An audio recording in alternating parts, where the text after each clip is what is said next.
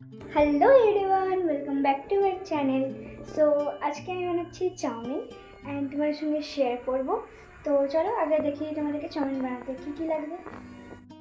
তো গাইস, যেমনটা বললাম, এখানে আমি চাউমিন বানানোর জন্য প্রথমে চাউমিন সিদ্ধ করে নিয়েছি। ম্যাগি মশলা, টমেটো সস, টমেটো কুচি, পেঁয়াজ কুচি, এখানে ধনেপাতা কুচি, সয়াবিন সিদ্ধ, বিনস কুচি আর লঙ্কা। আমি ঝাল কম খাই বলে এখানে ভিনেগার আর এখানে সয়া সস নিয়েছি।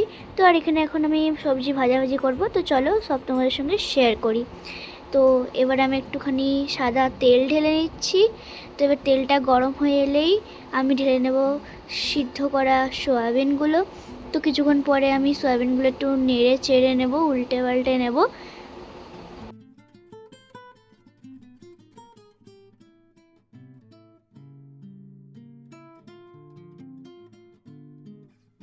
তো এখানে গাইজ আমাদের সয়াবিন ভাজা হয়ে গেছে। এখানে আমি গোল্ডেন ব্রাউন করে সয়াবিনটা ভেজেছি।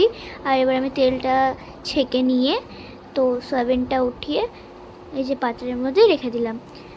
তো এবারে সেই তেলের মধ্যে আমি দিয়ে দিচ্ছি গাইস পেঁয়াজ কুচি। তো এবারে ভালো করে পেঁয়াজটাকেও একটু নাড়িয়ে চাড়িয়ে নিচ্ছি।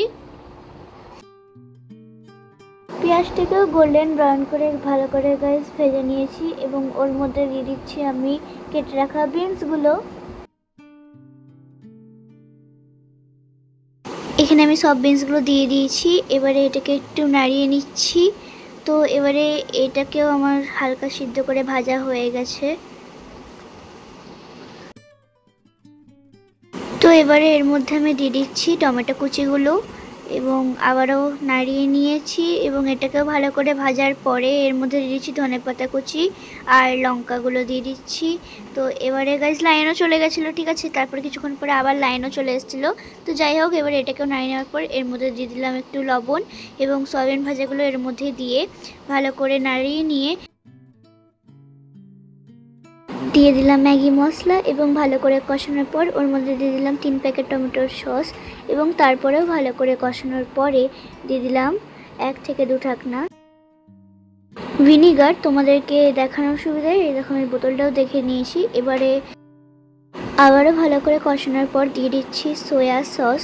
এখানেও তোমাদেরকে দেখে নিচ্ছি আমি যে কতটা পরিমাণে দিচ্ছি। এবারেও আমি ভালো করে কষাচ্ছি, কষিয়ে দিয়ে দিচ্ছি এর মধ্যে সিদ্ধ করে রাখা চাউমিনগুলো। তারপরে ভালো করে আবারও নাড়াচাড়া করানোর পর আমার এখানে চাউমিন একদম রেডি। চাউমিনের উপরে শুধুমাত্র আমি টমেটো সস এবং চাট মশলা দিয়েছি। তো গাইজ, আমার এটা চাউমিন বানানো একেবারে কমপ্লিট অ্যান্ড এবার এটাকে শুধু খাওয়ার পালা আর রিভিউ দেওয়ার পালা।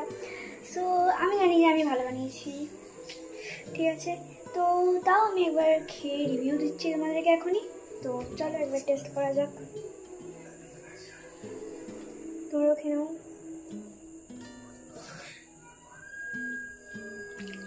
আগে বলেছিলাম বেস্ট হবে বিকজ আমি বানিয়েছি বলে। এর আগে অনেকবার বানিয়েছি, ভেবেছিলাম তোমাদেরকে দেবো ভিডিও, তো দেওয়া হয়নি, অনেক প্রবলেম কারণ ছিল বলে। তো চলো এখন এটাকে আমি খাবো, দেন আরও অনেক কিছু করবো। তো আজকের জন্য ভিডিওটা এইটুকুনি। ভিডিওটা ভালো লেগে থাকলে ভিডিওটাকে লাইক, শেয়ার অ্যান্ড চ্যানেলটাকে সাবস্ক্রাইব করে দাও, পাশে থাকো, সাপোর্ট করো অ্যান্ড দেখা হচ্ছে কোনো একটা নেক্সট ভিডিওতে। টাটা, বাই বাই, টেক কেয়ার।